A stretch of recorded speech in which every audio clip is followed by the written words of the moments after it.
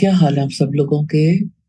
अल्लाह सुब्हान व तआला सबको अपनी खैर और बरकत में, रहमतों में, आफियत और सलामती में रखे। आमीन सुम्मा आमीन। नहमदुहु व नुसल्ली अला रसूलिहिल करीम। अम्मा बाद, फ़ाऊज़ु बिल्लाहि मिनश शैतानिर रजीम। बिस्मिल्लाहिर रहमानिर रहीम। रब्बिश्रह ली सदरी वयस्सिर ली अमरी वाहलुल उक़दतम मिन लिसानी यफ़क़हू क़ौली।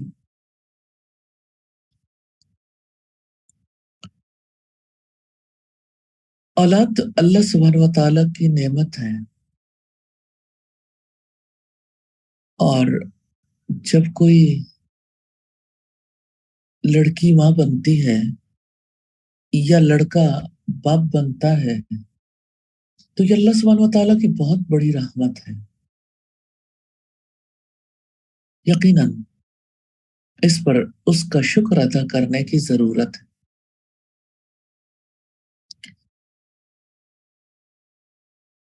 एक बात जो सोचने की है, गौर करने की है, वो ये कि अल्लाह सुब्हानहू व तआला तो रहम फरमाते हैं। अल्लाह ताला की जानिब से तो इनायात होती हैं, इनामात होते हैं। जो उसका काम है एक्यूरेटली पूरी कायनात में जारी रहता है। कहीं किसी किस्म का कोई खलल नहीं आता। अल्लाह सुब्हानहू व तआला जब इंसान को कोई नेमत अता करते हैं तो उसे जिम्मेदार भी बनाते हैं। और आप जानते हैं कि हर जिम्मेदारी का हिसाब किताब होगा। जब किसी के पास कोई जिम्मेदारी होती है तो वो अकाउंटेबल भी होता है। यही जवाबदेही का एहसास तो है जो इंसान को आसान अमल के लिए तैयार करता है, अपने अमल की क्वालिटी के लिए तैयार करता है।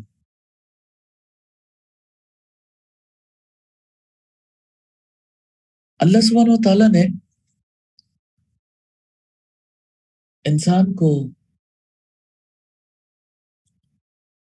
ऐसा वजूद दिया है जो माँ और बाप बनने के लायक है। यानी लड़की अल्टीमेटली माँ बन सकती है अल्लाह ताला के फजलो करम से। उसे ऐसा वजूद दिया गया और लड़का बाप बन सकता है। अल्लाह सुब्हानहू व तआला ने उसे ऐसा वजूद दिया, अल्हम्दुलिल्लाह।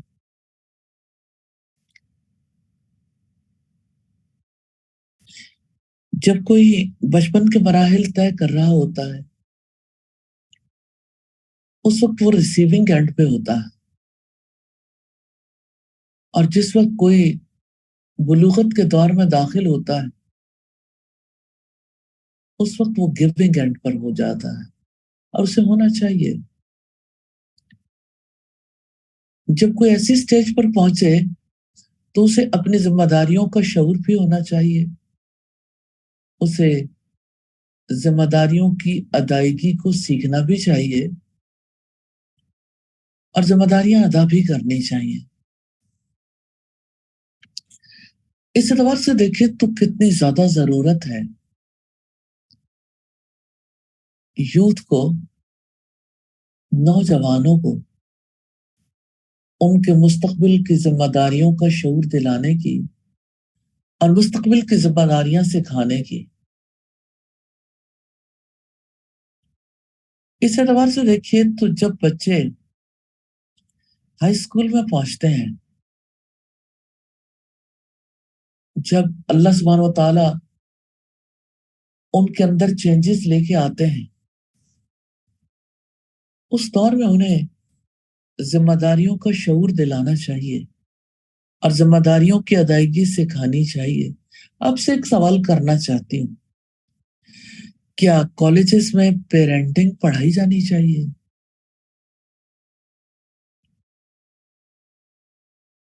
आप अगर देखिए तो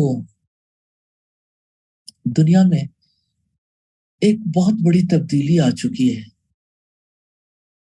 और जब से दूसरी आलमी जंग का खात्मा हुआ, दुनिया बदल चुकी है। पहले एक ही खानदान की पिछली नस्लें एक ही गांव या कस्बे में रहती थी। दादी दादा, खाला चचा और बड़े बहन भाई बच्चों की देखभाल में मशवरे देने और मदद के लिए मौजूद होते थे। अब वालिदैन को खुद ही बच्चों की तरबियत में दरपेश तमाम चैलेंजेस का सामना करना पड़ता है। खानदानी जिंदगी अब ज्यादा मुश्किल होती जा रही है। पहले की निस्बत तलाक और खुला की शरह में भी बहुत ज्यादा इजाफा हो गया, इसलिए कि बड़े समझाने वाले नहीं रहे और बड़ों की बात के लिए दिलों के अंदर वो गुंजाइश भी नहीं रह गई।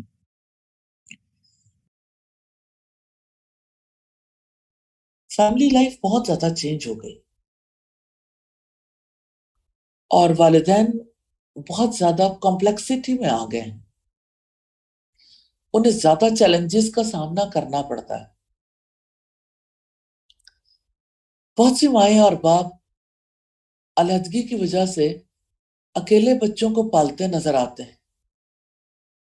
वर्किंग मदर्स की बड़ी तादाद सोसाइटी में नजर आती है, जो बच्चों के लिए कमाने, उनकी तरबियत करने और उनकी हिफाजत करने की तमाम जिम्मेदारियां अकेली अपने कंधों पर उठाए हुए होती।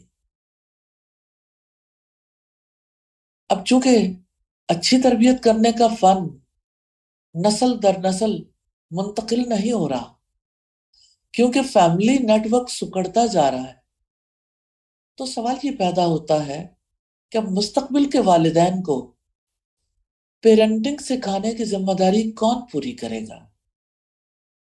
क्या हमारे तालीमी इदारे, हमारे कॉलेजेस ये किरदार अदा कर सकते हैं? यकीनन ये किरदार अदा करना चाहिए,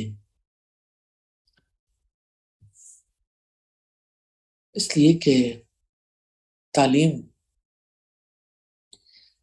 रोजगार के लिए नहीं है, ये तो उसका बाय प्रोडक्ट है ना। तालीम तो सौले इंसान बनाने के लिए होनी चाहिए। तालीम तो सौलियत की, नेकी की नशो नुमा के लिए होनी चाहिए। तालीम तो जिम्मेदारियों की अदायगी का शऊर दिलाने के लिए होनी चाहिए। तालीम तो जिम्मेदारियां सिखाने के लिए होनी चाहिए और तालीम तो हुस्न मुआशरत के लिए होनी चाहिए। तालीम का मकसद महज जॉब्स, बिजनेस, पैसा कमाना और पैसा कमाने का फन सिखाना रह गया।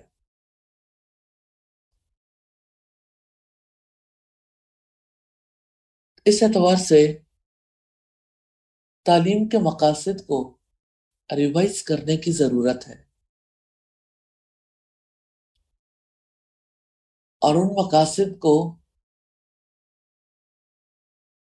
शामिल करने की जरूरत है जो इंसानियत की तामीर के लिए बेहद अहमियत के हामिल है।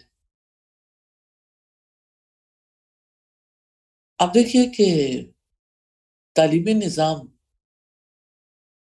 अगर अपने अंदर ऐसे मज़ामीन को और ऐसे मकासद को समो ले, तो कितना बड़ा नतीजा सामने आ सकता है।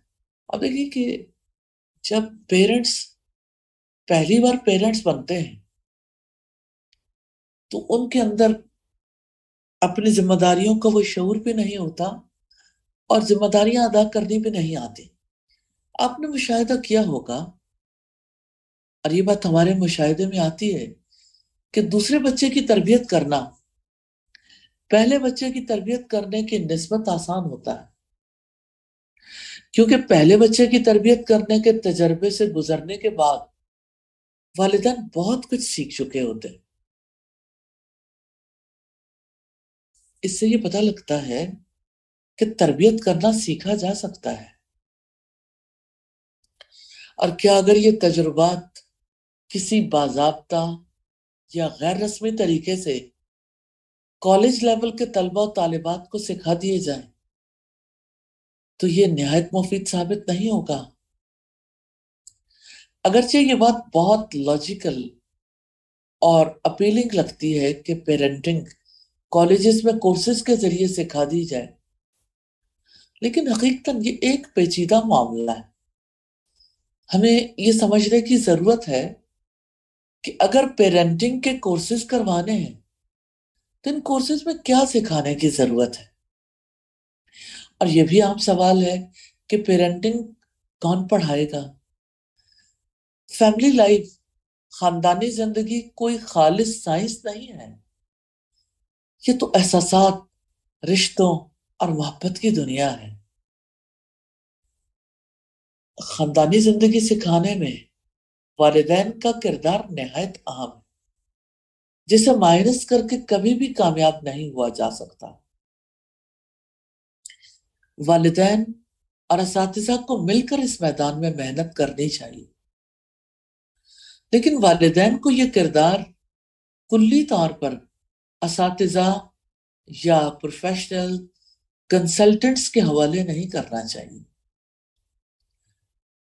والدین کا رول مائنس نہیں ہو سکتا۔ جو چیز بچہ فیملی کے تھرو سیکھتا ہے وہ چیز زیادہ پختہ ہوتی ہے۔ اسی وجہ سے اب دیکھیے کسی کا سوشیو بیک گراؤنڈ کس قدر اہمیت کا حامل ہوتا ہے۔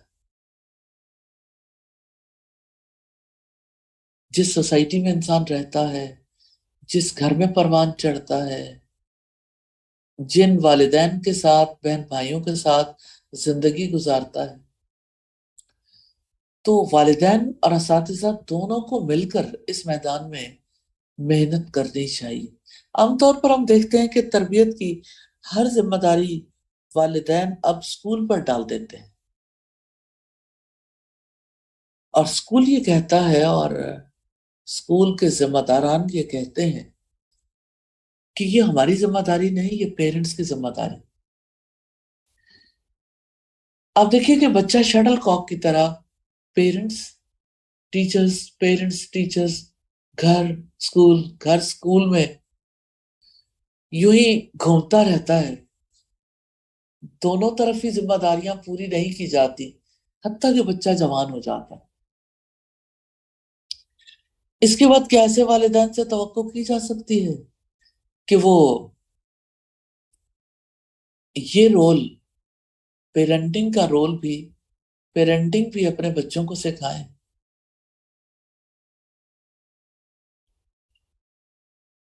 بہرحال کسی کو اس بات کی انڈرسٹینڈنگ ہو یا نہ ہو، پیرنٹنگ کا کام، پیرنٹنگ سیکھنے سکھانے کا کام نہ اکیلے ٹیچرز کر سکتے ہیں، نہ ہی اب اکیلے والدین یہ کردار ادا کر سکتے ہیں۔ دونوں کو مل کر اس میدان میں محنت کرنی چاہیے۔ اب جانتے ہیں ہر خاندان منفرد ہوتا ہے، اس خاندان کے بارے میں بہترین فیصلے والدین اپنی حکمت اور بصیرت کے ساتھ زیادہ اچھے انداز میں کر سکتے ہیں۔ اس اعتبار سے آپ دیکھتے ہیں کہ خاندانی ڈیسیژنز امپورٹنٹ ہوتے ہیں، اور ان ڈیسیژنز کو کرنے والے والدین یقیناً یہ اس بات کے ضرورت مند ہوتے ہیں کہ وہ ڈیسیژن میکنگ سیکھیں، رائٹ اینڈ رانگ کا فرق پہچانیں، وقت کی ضرورت کو سمجھیں اور اس کے مطابق فیصلے کریں۔ تو والدین کے لیے بہت زیادہ ضروری ہے کہ وہ علم حاصل کریں، ریلیونٹ فیلڈ میں بھی اور جنرلی بھی، تاکہ وہ اپنی فیملی لائف کو سیکھ کر फैमिली के लिए अच्छे डिसीजन करने के काबिल हो जाएं। इसी तरह आप देखिए कि पेरेंटिंग रियाजी जैसा मजमून भी नहीं है जिसमें फार्मूले सिखा दिए जाते हैं और मुख्तलिफ फार्मूले लगाकर चैलेंजेस से निपटने का सिलसिला कोई जारी रखना चाहे तो नेचुरली जारी नहीं रह सकता। उसकी वजह यह है कि मैथमेटिक्स का फार्मूला तो नहीं बदलता, लेकिन इंसान के बच्चे के मिजाज मूड बदलते रहते। मैं जब पढ़ रही थी तो उस वक्त हमारी यूनिवर्सिटी हॉस्टल की वार्डन होती थी जो अप्लाइड साइकोलॉजी की एचओडी भी थी। वो हॉस्टल आती थी तो यानी उनका दिल होता था कि मैं प्लेग्राउंड में जाऊं और बच्चे मेरे साथ यहाँ आके खेलें, और डेली वो आती थी, कुछ टाइम जरूर गुजारती थी। जब वो आती थी तो उनके साथ उनका बच्चा और एक पिंजरा होता था जिसमें छोटे छोटे तोते चिड़िया वगैरह होते थे। तो हम उनसे पूछते थे कि आप डेली ये परिंदे यहाँ लेके आती हैं तो इसकी रीजन क्या है? तो कहती कि मैं इनके बिहेवियर को स्टडी करती हूँ। तो हमने पूछा कि अच्छा, यानी इसका फायदा कहाँ होगा? और मैंने कहा इसकी वजह से फिर ह्यूमन बिहेवियर को समझना हमारे लिए इजी हो जाता है। तो हमने उनसे पूछा कि ये बताइए कि आप जो कुछ ऑब्जर्व करते हैं और फिर ये परिंदों से जो कुछ सीखते हैं, क्या इंसान के बच्चे पर भी ये सब कुछ अप्लाई हो सकता है? तो उन्होंने कहा जी, इंसान का बच्चा बड़ा मुनफरिद होता है। इंसान के बच्चे को सिखाने के लिए ये ऑब्जर्वेशन और ये नॉलेज काम नहीं देता। इससे अंदाजा लगाया जा सकता है कि इंसान के बच्चे को पालना कितना बड़ा चैलेंज है। एक पूरी जिंदगी गलाई जाती है, माँ बाप अपनी जवानी गलाते हैं तो बच्चा जवान होता है। अब आप ये देखिए कि अगर टीचर्स मैथ्स थ्योरेटिकल सब्जेक्ट्स पढ़ाते हैं तो क्या वो पेरेंटिंग जैसा प्रैक्टिकल सब्जेक्ट नहीं पढ़ा सकते? तो अब देखिए कि ये मुश्किल नहीं है, सिखाया जा सकता है। लेकिन वालिदैन के साथ जितना ज्यादा इंटरेक्शन होगा, वालिदैन को जितना एजुकेट करेंगे, उतना ज्यादा आसानी हो जाएगी। कॉलेजेस में पेरेंटिंग सिखाने के लिए अन्नूर का भी एक मॉडल है। अन्नूर कॉलेज के स्टूडेंट्स को पेरेंटिंग का कोर्स पढ़ाया जाता है जिसमें तरबियत के अमल की अहमियत, तरबियत के हवाले से वालिदैन की जिम्मेदारियां, बच्चे की जिस्मानी, ईमानी, अक्ली और फिक्री, जिनसी, जज्बाती, माशरती तरबियत के अहम पहलुओं के बारे में बुनियादी रहनुमाई दी जाती है। और इसके साथ साथ तालिबात को अन्नूर स्कूल्स में बच्चों को पढ़ाने का मौका दिया जाता है। वहां वो बच्चों को पढ़ाने के साथ साथ उनकी तरबियत करने की जिम्मेदारी भी लेती है। अब देखिए कि असल में तो पेरेंटिंग तभी आती है कि जब कोई एक बच्चा अपनी जिम्मेदारी पे ले, एक बच्चा ऑप्ट कर ले। ऐसे में बच्चे को देखना, बच्चे को ऑब्जर्व करना, बच्चे के मूड्स देखना, उनको डील करना, ये सब कुछ मुमकिन हो जाता है। तो ऐसा अमली तौर पर होना चाहिए कि कोई ना कोई बच्चा किसी न किसी پیرنٹنگ کے اسٹوڈنٹ کی ذمہ داری ہونا چاہیے تاکہ وہ زیادہ اچھے طریقے سے اس کو آبزرو کر کے اس کو ڈیل کر کے پیرنٹنگ کو سیکھ سکے.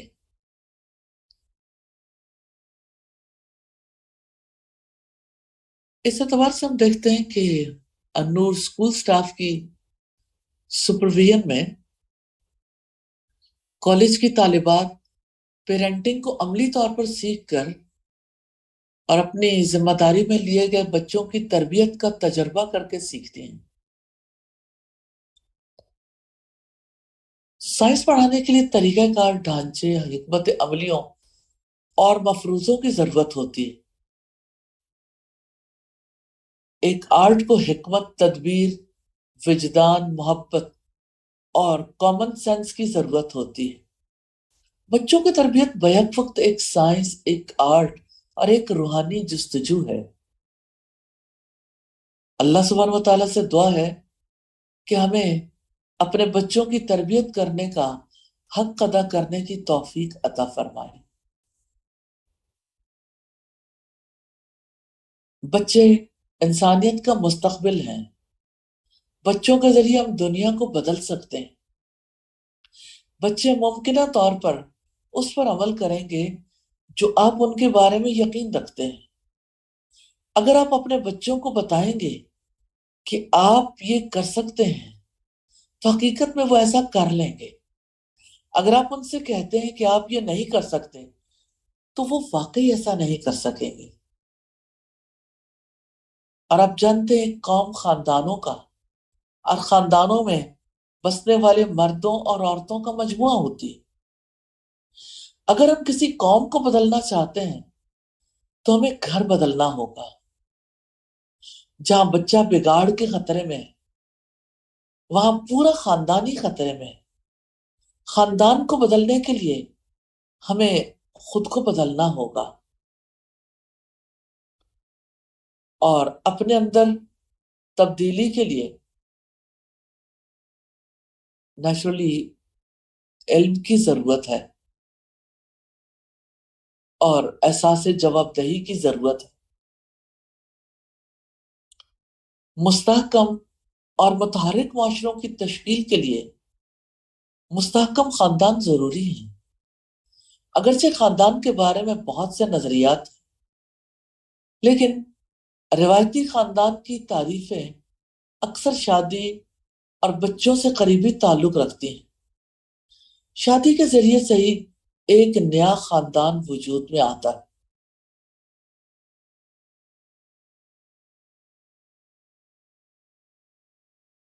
تو نیا خاندان، آپ کسی بھی خاندان کی مثال لیں، ایک خاندان ایک چھوٹی سی عبادت گاہ، ایک چھوٹی سی حکومت اور ایک چھوٹی سی نیکی کی درسگاہ ہوتا ہے. جب شوہر بیوی پہلی بار والدین بنتے ہیں تو آپ دیکھیے کہ ان کے لیے کتنے بڑے چیلنجز ہوتے ہیں. والدین پہلے تو بچے کی پیدائش کی ابتدا ہوتی ہے، اس خوشخبری سے بہت خوش ہوتے ہیں. 9 مہینے وہ خواب بنتے ہیں اور اب دیکھیے کہ جس وقت ڈیلیوری کا ٹائم آتا ہے تو یہ ایکسپیرینس انہیں سم ٹائمز کسی ٹراما تک لے جاتا ہے کیونکہ خوابوں کی دنیا اور حقیقت کی دنیا بڑی مختلف ہوتی ہے. عورت ڈیلیوری کے عمل سے گزرتی ہے تو زندگی سے زیادہ موت کے قریب ہوتی ہے. اور آپ سوچئے کہ اتنے بڑے عمل کے بعد جب والدین پہلی بار اللہ سبحانہ و تعالیٰ کے اس انعام کو حاصل کرتے ہیں، والدین بنتے ہیں، تو ان کے سپرد کتنی ذمہ داریاں عائد کر دی جاتی. جب ہم ایک خاندان کے بارے میں سوچتے ہیں تو ہم عام طور پر والدین اور بچوں کے بارے میں سوچتے ہیں. جب شوہر بیوی کے آپ پہلے بچے کی پیدائش ہوتی ہے تو وہ دو لوگوں کے جوڑے سے 3 افراد کے مجموعے میں بدل جاتے ہیں. اور بچوں کی آمد سے والدین زندگی کے ایک نئے دور میں داخل ہوتے ہیں. بچوں کی وجہ سے ان کی زندگیوں میں جو تبدیلیاں آتی ہیں، ان کی وجہ سے والدین ایک ایڈجسٹمنٹ پیریڈ سے گزرتے ہیں، جس میں انہیں بہت سی خوشیوں کے ساتھ ساتھ بہت سی مشکلات اور ٹینشنز کا سامنا بھی کرنا پڑتا ہے. جب مسلمان خاندان میں بچہ پیدا ہوتا ہے تو نومولود کے استقبال کے لیے کچھ روایتی رسومات انجام دی جاتی ہیں. مثال کے طور پر بچے کے کان میں اذان دی جاتی ہے، اور الحکیم نے ابو رافع سے روایت کیا ہے کہ انہوں نے رسول اللہ صلی اللہ علیہ وسلم کو دیکھا کہ آپ نے سیدہ حسن کی پیدائش کے بعد ان کے کان میں اذان دی. اذان دینے سے اللہ تعالیٰ کی توحید اور رسول اللہ صلی اللہ علیہ وسلم کی رسالت کا اعلان ہوتا ہے. اور دوسری رسپانسبلٹی، بچے کو گھٹی دینا مسنون اور مستحب عمل ہے. نیک مرد یا عورت سے گھٹی دلوانی چاہیے. اس کا مقصد نومولود کے لیے برکت حاصل کرنا ہے. اور سیدہ عائشہ سے روایت ہے کہ رسول اللہ صلی اللہ علیہ وسلم کے پاس نومولود بچے لائے جاتے تو آپ ان کے لیے برکت کی دعا کرتے اور انہیں گھٹی دیتے تھے. گھٹی دلوانے اور برکت کے حصول کے لیے بچے کو اہل فضل کی طرف لے جایا جا سکتا ہے. اہل تقوی سے برکت حاصل کرنا مشروع ہے. اور گھٹی دینے کا طریقہ یہ ہے کہ کھجور لے کر نیک انسان اسے منہ میں چبا کر نرم کر لے خوب اچھے طریقے سے، اور اسے نومولود کے تالو پر لگایا جائے. یہ تو تھی بات جنرل کہ بچے کو مسلمان کرنا اور بچے کو کسی علم و فضل رکھنے والے، تقوی رکھنے والے فرد سے گھٹی دلوانا، یہ اسلامی رسومات میں سے ہے، سنت میں سے ہے. اللہ سبحانہ و تعالی ہم سب کو توفیق عطا کرے کہ ہم سنت کے مطابق بچوں کی پرورش کرنا سیکھیں اور سنت کے مطابق انہیں تربیت دیں، ان کو صالح انسان بنانے میں ہیلپ کریں. اللہ تعالیٰ سے دعا ہے ہمیں اس کی توفیق عطا فرما دے. آمین ثم آمین. سبحانک اللہم و بحمدک نشہد ان لا الہ الا انت نستغفرک و نتوب الیک. السلام علیکم ورحمۃ اللہ وبرکاتہ.